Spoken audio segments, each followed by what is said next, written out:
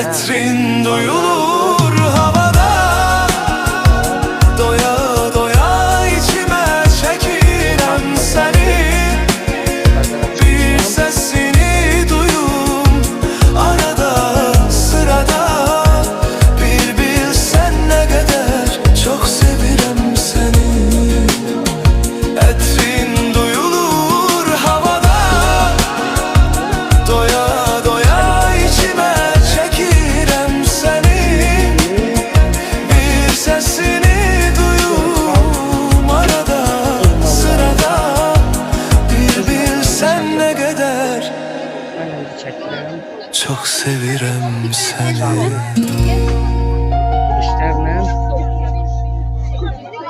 Oy oy oy oy oy oy.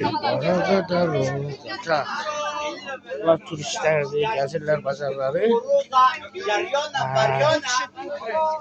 Coştaya baştaya moloştaya. O çıkınca devişka. Devişka. Vazaviot devuşka. Abi.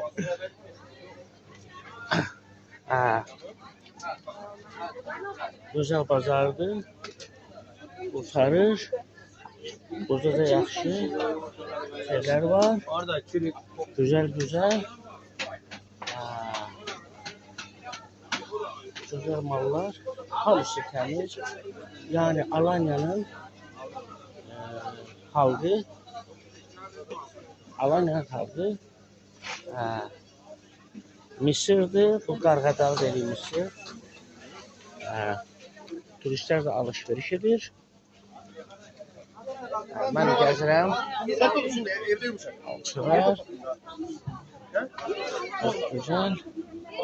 Her taraf. Dzień dobry. Jak się masz? Dobrze. Bu Polonyalıydı. Polonyalılar. Pazarın ucu bucağı yok. Halk bu muşmuladır. Muşmula. Bizde yok diyen var. Salam söylerim ey aziz dostlar. Ben indi bazarı yazıram, bazarlıq edirəm. Elma.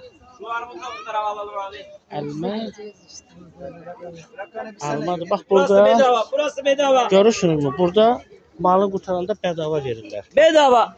Gördünüz yani bedava. Evet Müşte. bedava abi. Armut da bedavaya çıktı. Bak Armut da bedavaya çıktı. Armut da taşından buraya. Bak burada belədir. Türkmüller. Burası böyle abi. Burası Alanya abi. Burası Türkiye. Türkiye abi. Biz Türkiye insanlara memleketi yardımcı çok olan ülkeyiz. Biz beğendim. tüm dünyaya yardımcı oluyoruz.